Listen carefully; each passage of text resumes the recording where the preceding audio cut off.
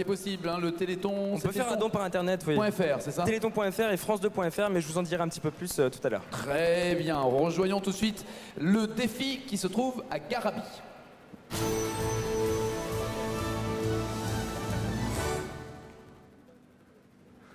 Merci de nous rejoindre au viaduc de Garabi. Nous sommes dans le Cantal avec les Yamakasi. Et qui dit Yamakasi dit forcément spectacle. Alors envoyez la musique. Les Yamakasi, vous les connaissez. Si vous ne les connaissez pas, c'est que vous étiez vraiment sur Mars ces dernières années. On a pu les voir dans des clips vidéo. On a pu les voir forcément au cinéma dans de nombreux films, notamment le film Yamakasi, réalisé par Ariel Zetoun et produit par Luc Besson. On les a vus également dans Les Fils du Vent en 2004. Et les Yamakasi ont inventé une nouvelle discipline. C'est véritablement l'art de se déplacer. Ils bravent tous les dangers, mais ils s'assurent de garder un mental fort. Yamakasi, ça veut d'ailleurs dire homme fort. Non seulement dans le corps, mais également dans la tête. Et ne vous y trompez pas, ce sont véritablement des sportifs de haut niveau. Rien n'est improvisé.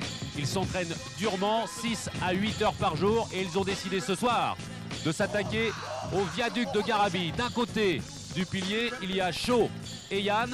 Et de l'autre côté, vous retrouvez également Laurent et Franck. Ils ont décidé de se retrouver au milieu de l'arche, une arche qui fait 165 mètres de long. C'est véritablement un premier exploit qu'on vous propose ce soir, et tout cela en rythme et en musique avec DJ Sweets qui lui se trouve 122 mètres plus bas sur un bateau qui navigue sur la Truyère. C'est la petite rivière qui se trouve juste en dessous du viaduc de Garabi. Imaginez le spectacle.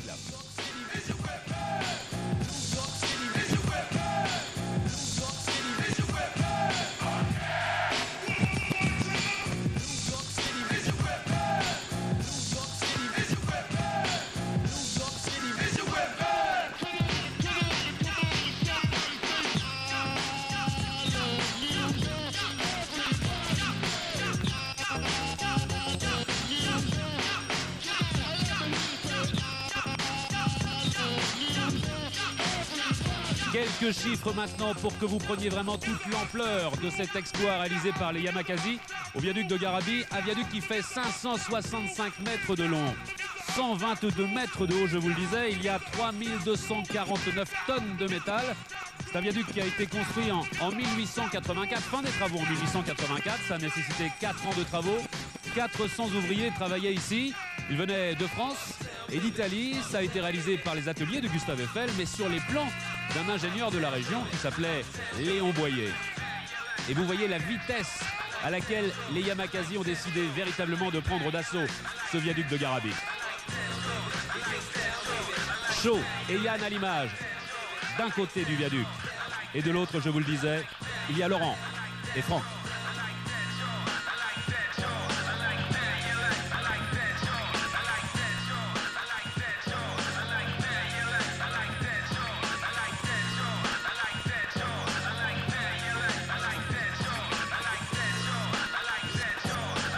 Ce soir, les Yamakasi évoluent en toute sécurité, vous l'avez remarqué, hein, ils sont assurés, ils ont ce que l'on appelle une ligne de vie.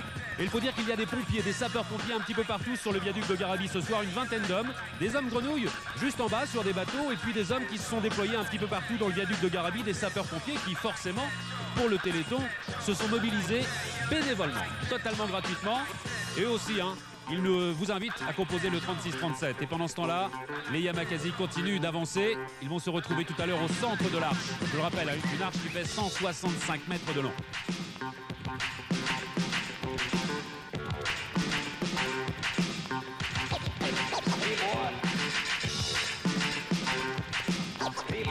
Le viaduc de Garabi, c'est une grande histoire à moi avec le cinéma aussi. Le viaduc de Garabi comme décor en 1964 dans le film L'Enfer de Henri-Georges Clouzot.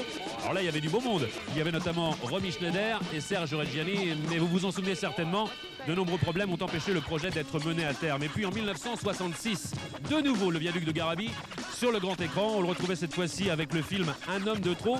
C'est Costa Gavras qui réalisa ce film. Il mettait en scène Michel Piccoli, Claude Brasseur, également Charles Vanel. Et enfin, en 1976, et les amateurs de cinéma s'en souviennent, le film de Georges Cosmatos avec Le Pont de Cassandra.